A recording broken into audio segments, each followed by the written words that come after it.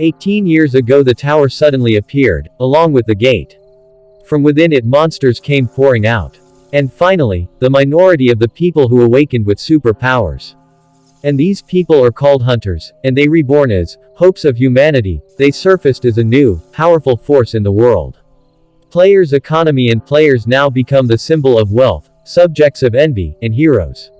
And here our protagonist was not chosen as a player, and now our protagonist holding two bags and a person says you're here, and ask our protagonist to place the food on the table right there, and our protagonist says sorry I'm late, and says enjoy the meal right after that he leaves. Our protagonist waiting to change the signal lights, suddenly an advertisement caught his attention. That advertisement was South Korea's latest hero 18 years old unique ability player named Seokyu. Our protagonist staring at the advertisement thinks unique ability players, superhumans among superhumans, who possess unimaginable strength and abilities.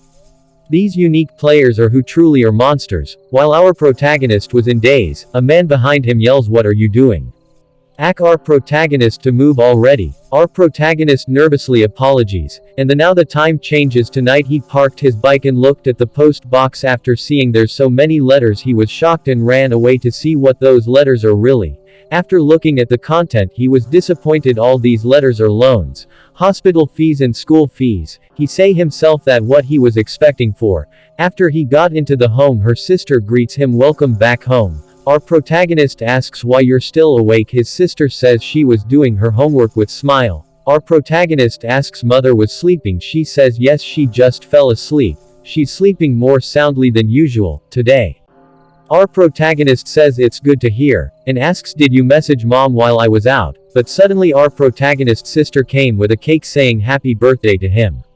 Our protagonist asks where she did get the money to buy a cake. He asks that she didn't buy it with the money he gave her to get new clothes. His sister says come on brother I have a lot of money you know, and she further says I'll eat it all if you don't want the cake. You know that I love chocolate cake right, and you know I GKT this from a famous place. Our protagonist saying himself that even though her clothes all worn out says she went through a lot of to get the cake, and suddenly interrupt by our protagonist calling with her name Yu Jong, and she says yes. Our protagonist thanks her sister because of her he get to have cake on his birthday. It's all because of my little sister. Our protagonist's sister asks want to read the letter the before having the cake. Our protagonist says then I'll read the letter you've written for me. After open the letter our protagonist was so shocked to see, and his sister says smiles happily. In the letter it was a player's invitation from association. After watching it he was so thrilled after knowing that he became a player. Our protagonist's sister wiping out her tears says I want to surprise you, so she took it from the mailbox. And further says congratulations and hugs our protagonist. He says himself that he did finally, and now their lives going to change, and if he can manage to become a player. The next day our protagonist standing in front of the Korea Players Association, looking at the building. Our protagonist shakes and he said himself that he finally did it, but it's not time to get caught up in his emotions. This is just beginning. Now a woman welcomes our protagonist with his name Gigyu Kim. Now revival our protagonist name is Gigyu Kim. Gigyu Kim smiles awkwardly and says thanks to her. She explains that if he says info tab your player's information will pop up in front of you. She asks out protagonist to give a try. Gigyu Kim says info tab and it appears in front of him. She amazed to see but says what do the question marks after the unique ability mean? She congratulates Gigyu Kim that he's the retainer of a unique ability. She further says the reason for the question marks is that your ability hasn't manifested yet. Our protagonist has nothing to say. He was in a total shock after looking at the info tab. He realized that she did was saying truth, that's he was really a unique ability retainer. He can't stop shaking after what he saw. Info tab there's a person here. All this conversation in front. That lady said calm down yourself, your trainer will explain in more detail once he gets here in a moment. A person suddenly interrupt the conversation saying excuse me, without knowing who it is. That lady says Gigyu Kim it must be his trainer. After took a glance at the person she was so shocked it wasn't Gigyu Kim trainer but it's the player Seokyu. After knowing who it is Gigyu Kim was also surprised. Seokyu asked to that lady if it's not too much to ask, would it be alright if he were to be his guide? Gigyu Kim our protagonist surprise once more saying that you'll guide me. Seokyu says yes, I wasn't trying to eyes drop, but he happened to overhear your consideration that you're a unique ability retainer. After hearing it, Gigyu Kim shakes once again, and that lady says that it isn't allowed, but she'll let it happen this time. It's no problem, she'll just use her authority, so you don't have to worry Mr. Yu, Siokuyu says thanks to her. Next scene changes to the tower gate. After they both came to the tower gate, he amazed to see entrance to the tower gate, the portal.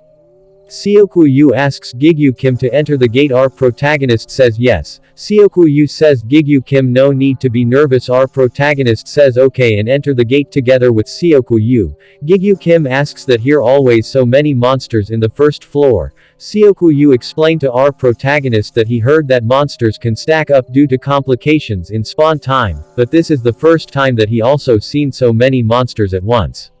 Once hearing it, Gigyu Kim was so scared and asked Siokuyu, isn't that really a big problem? Siokuyu says it's actually works out for them, because it's easier to explain the things for him. Siokuyu asks our protagonist about 100 goblins test. Yes, it's for the one whose results are accurate, but it was banned due to its risks. Siokuyu says it's correct. And further explained that it was a test designed to gain the potential of sub-level 10 players, and it measures a player's potential from the time it took to hunt 100 goblins without using any skills. That is, if a player it clear within 4 to 5 hours indicates that player had high potential. If he clears it within 2-3 hours indicates ranker potential. If one was able to clear within 1 hour, then it was safe to say the player had the potential to be a high ranker. Our protagonist says himself that it was incredible. Siokuyu says finally a unique ability retainer's approximately clear time is 10 minutes.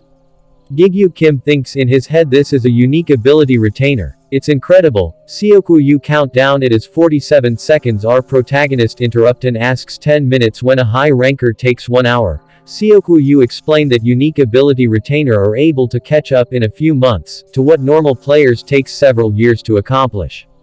That's how unimaginable the growth and potential of a unique ability retainer is. Siokuyu asks our protagonist that he familiar with the Angula Guild. Our protagonist replies yes, the one with the very young rankers is its guildmaster. Siokuyu says that right. Most of their members are people who are able to clear the goblin's text under 3 hours. I'm planning on making a ultimate guild, which transcends the Angula Guild. For that I need talented players. An especially unique ability retainer like you. After hearing it, our protagonist was speechless. Siokuyu says that he was looking forward to seeing him in the tower, relentlessly surpassing your own limits until that day arrives. Siokuyu, today I spoke a little too long, now shall we begin your first hunt? First tighten your legs and hips, and track the goblin with your eyes. Our protagonist says himself that he's going to change his life.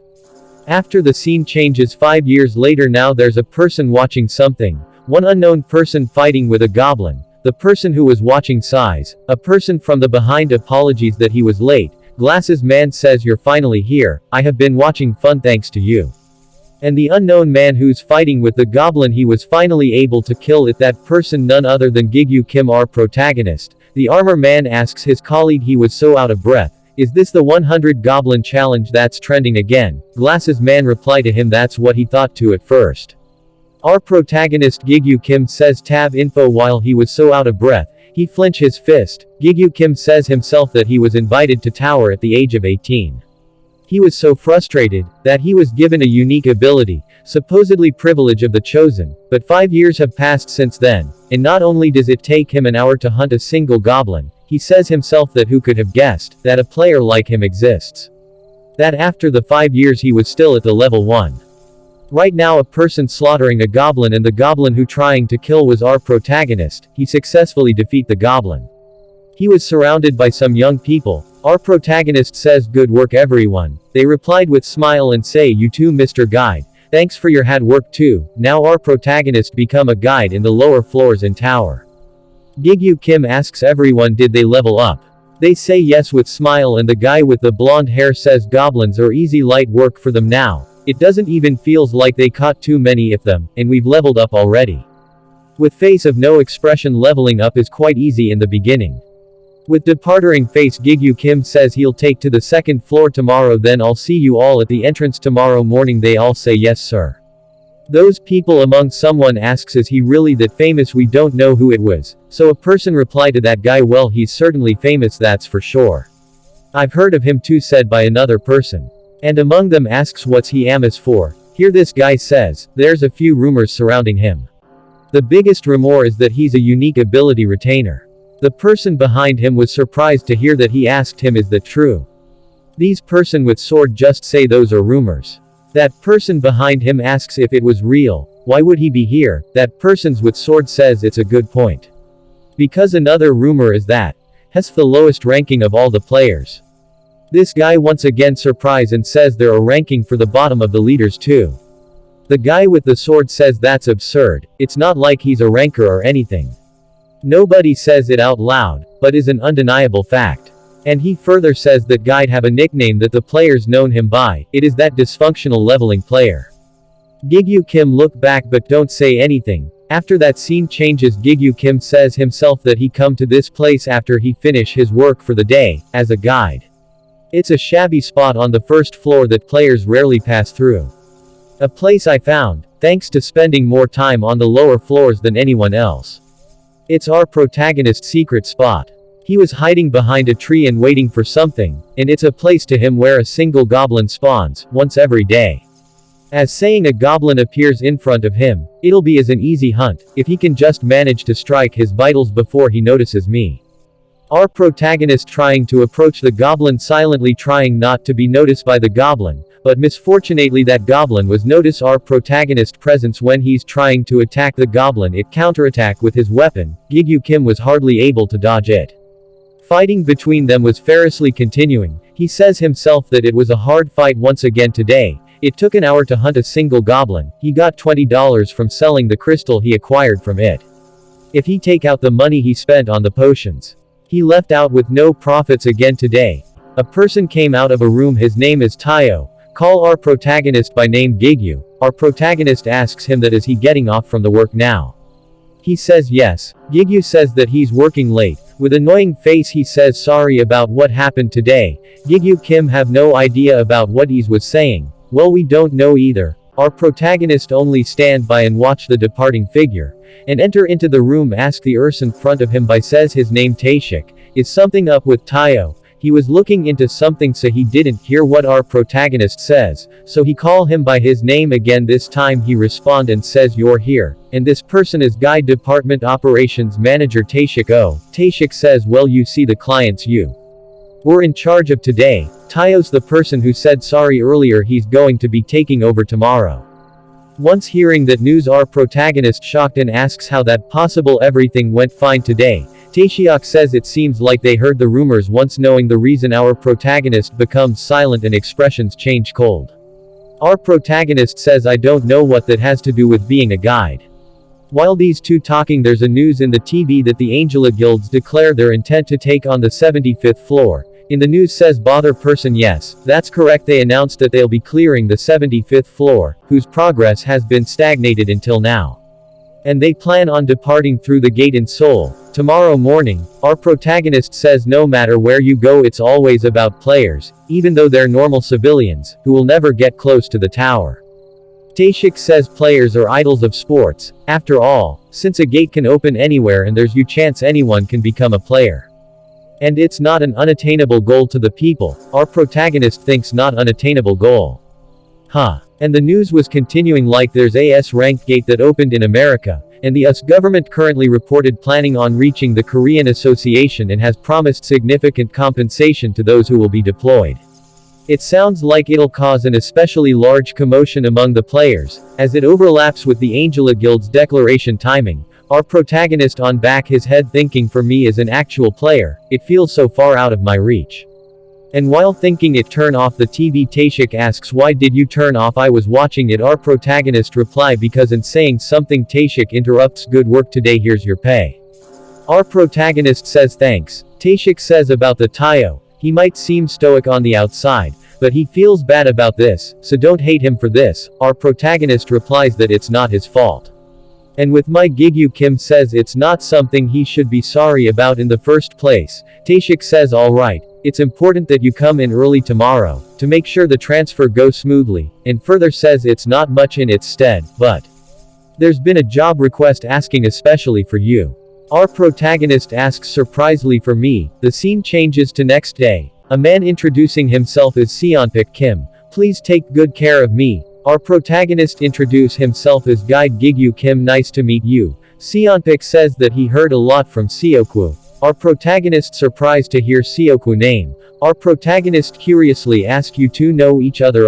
Gigyu says that Seokwu and he both are cousins. Now he understand the reason behind why there's a special request for our protagonist, so he thanks in his head to Seokwu. Our protagonist asks Gigyu you're the leader right? So ask him to introduce his team. Gigyu agrees to that. The man right side is Jaewon Yoon, and the one in middle is Sungwoo Yoon, and the lady in left side is Haenul Kim. Everyone greets our protagonist.